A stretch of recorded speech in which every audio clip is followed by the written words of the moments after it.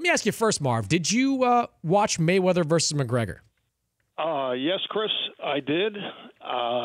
Did not expect much, particularly when you get that type of wacky, promotional tour. And my first impression when they got into the ring, I'm saying to myself, gee, McGregor looks bigger and stronger than Mayweather and had a tremendous reach advantage. And a lefty giving you different angles can be tricky. And then you think also, well, Mayweather is 40 years old. I'm talking with Teddy Atlas and hearing Teddy's opinions, emphasizing that he's 40 and hadn't fought in 2 years. But I figured this was going to be a joke. And it turned out to be one of the more compelling and action-packed fights in some time. I mean, who would have thought? The four kings of the 1980s, Leonard, Hagler, Duran, and Hearns, guys that at one point did fight at 147, put Mayweather in that mix. Where would you rank him? Let's see. I think that sometimes your mind plays tricks on you, and you may go for the more exciting fighter. And Mayweather, for the most part, despite his greatness, and if you ask me who would you rather see, he would not be on the top of that list as to who I would rather watch.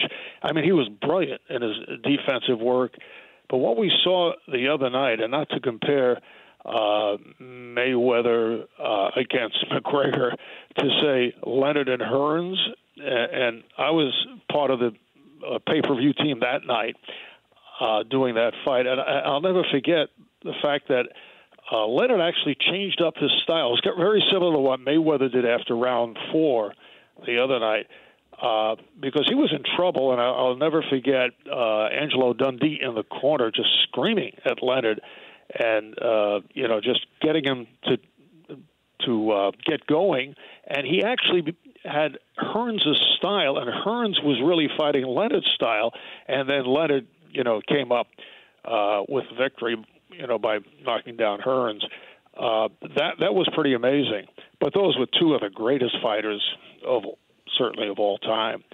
So for sheer excitement, I would go with those guys, but Mayweather has to go down as one of the extraordinary fighters of all time. For the most part, strictly from the defensive point of view. But hey, that's what you have to do. Talking to Marv Albert, NBA and TNT, joining me here on the Dan Patrick Show. Marv, the first time you saw the Dream Team together, what did you think? I got the chills when I first saw them. We did, NBC at the time did the Tournament of Americans because they had to qualify.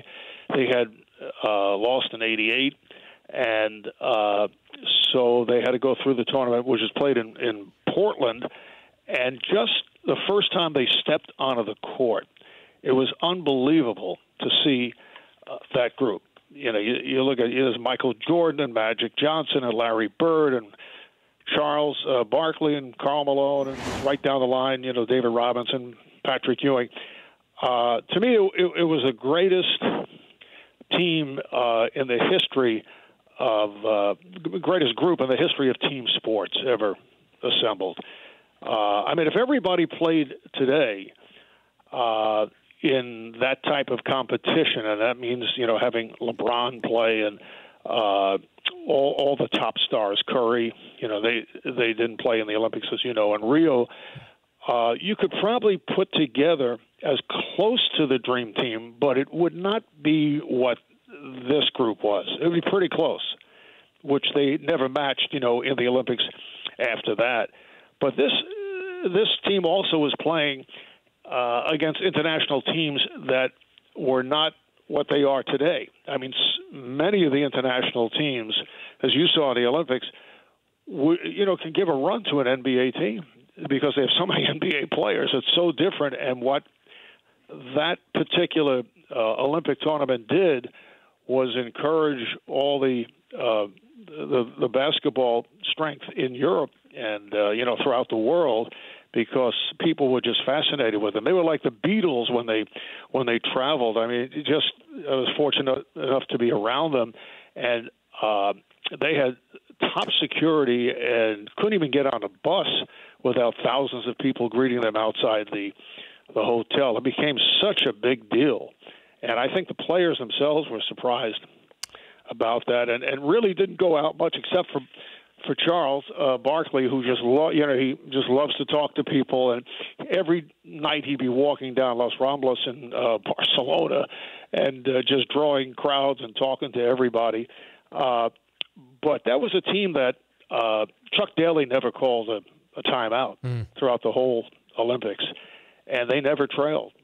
They had one difficult, I wouldn't say you knew they were going to win, but they did have a run in the gold medal game against Croatia that I know NBC's carrying the entire tournament, and it opens with the Angola game in which Barkley threw that elbow, which I always thought was not as emphatic as when you look at it, because the rules in the NBA then were a little different in terms of physical play, and it was unusual to see that in the Olympics, particularly right at the start.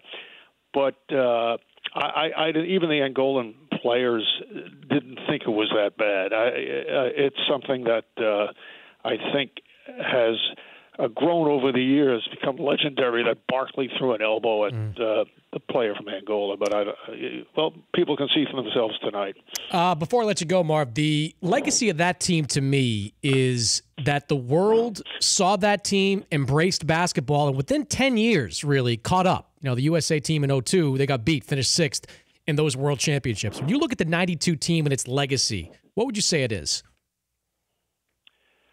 I would say that it changed basketball because of the influence on the international game. And when you think how many international players are in the NBA today, it's somewhere over 125, and they're outstanding. Not all, but I mean, you have stars within that group. And originally FIBA had been advocating making the switch to professionals. They did it for years, and originally the NBA was not enthusiastic about it. In fact, the U.S. and Russia voted against it. No one expected that, they become this cultural phenomenon, and it's something that they were convinced to do, and it turned out to be, something that became very, very successful. But what I remember most about it also, there was really a lot of goodwill, because I remember a game, and the team was practicing in Monte Carlo at the start, and I can recall there was a guard for the French team going at Michael Jordan. He was probably about 5'9", and he was pushing him around and taunting him, and Jordan was really getting annoyed. And as you know, he didn't need much for motivation.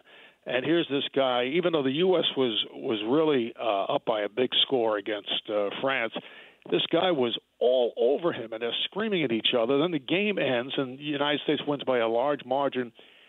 The guy comes over with his own photographer, puts his arm around Jordan, and asked for a picture. And they took a photo right after that. Well, and that kind of set the tone. After games at the Olympics, the players would take photos with the U.S. team, which was always, I got a kick out of seeing that. Well, Dream Team. So there was goodwill spread also.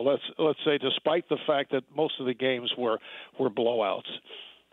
Well, Dream Team Week begins tonight. The Olympic Channel, home of Team USA. All 8 original broadcasts on 8 consecutive nights in prime time. Marv Albert on the call for those games beginning tonight, 8:30 p.m. Eastern Time. Marv, as always, thanks for joining me here on the show.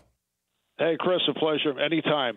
That's Marv Albert, NBN TNT, part of the 92 Olympic broadcast team. And, of course, back again in 2016 in Rio for the broadcast of those Olympics.